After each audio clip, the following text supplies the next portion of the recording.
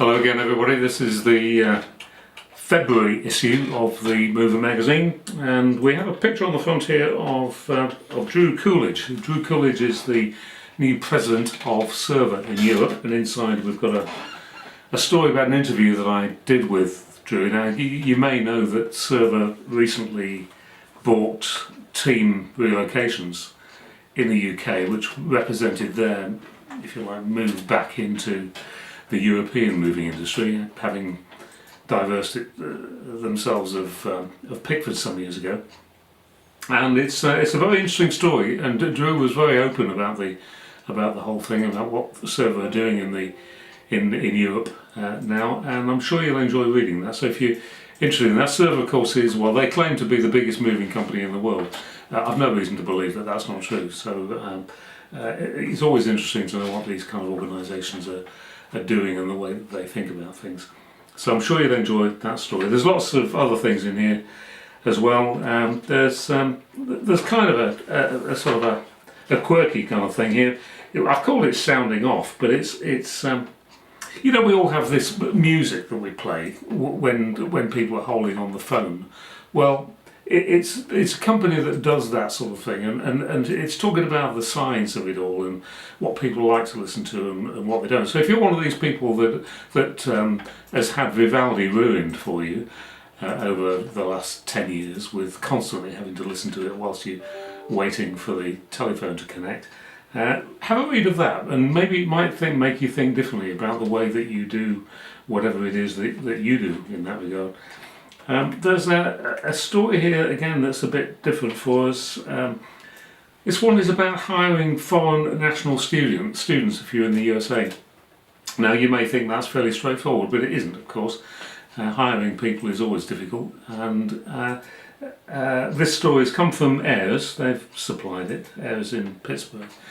And they've just looking at some of the things that you might have to do. Of course, we're coming up now to the busy summer season, and maybe you do hire foreign students, I don't know. But if you do, have a look at that article. It might give you a few tips that might be useful for you. What else have we got in here? There's a story from us that's is about we're trying to explain again about the reasons that we're converting the magazine into a digital production, and of course those of you overseas will have never actually seen this hard copy other than in this video, but because we don't distribute it there.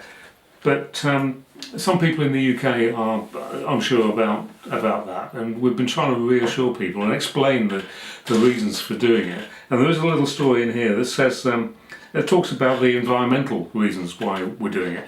Now, it may seem important to some people and others not quite so important, but you know, to print this magazine every month, it rather surprised me when I worked it out, but we have to chop down 3 trees. I don't physically do it, of course, somebody else does it, but you have to chop down 3 trees to make enough of these magazines to send to everybody.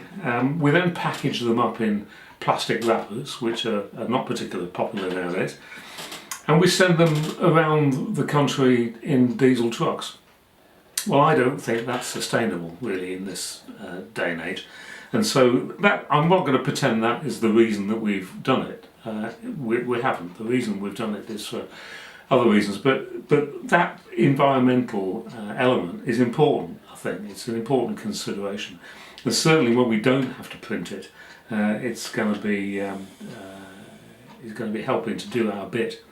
The real reasons, of course, that we're changing the magazine to digital is so that we can provide both the readers and the advertisers with a much better service. The advertisers, of course, we can include websites that are live websites. We can give them opportunities to include videos and audio with advertisements, and all the stories that we publish. Rather than just publish the actual story, we can provide a lot more background information through links to other stories and other information. So the magazine, once we've got it to be completely digital, will be much more three-dimensional. It won't be just what you see on the page. There'll be lots behind that, and we think that's a much better product, and certainly one that we're very excited to be running with for the future. So we hope you are too. What else we got? Oh, there's some stories in here about just previews really. We're coming up to the conference season, the time that we all love. We've got a preview of the FIDE conference in Amsterdam. There's one of Euromovers in Copenhagen, and one of the BAR conference, which this year is in Stratford-on-Avon. And if you go to those, then I look forward to seeing you there. I'm just about to head off next week to the ARA, the Asian Relocation Association conference in Chiang Mai, and then the IMA conference in Bangkok. So if you're going there, then I shall see you there. Hope you enjoy this issue. Look forward to the next one as well, the March issue. We are going to have interviews with FIDE, with Jessie Van Sass. That is quite a revealing interview. And the month after that, in April, we've got an exclusive interview with Bill Grable. And I'm sure you're going to be interested to find out what he's got to say for himself, as always. And anyway, I'll see you all around. If I see you at any of the conferences, then that's great. If not, I'll see you next month exactly here. See you later. Bye for now.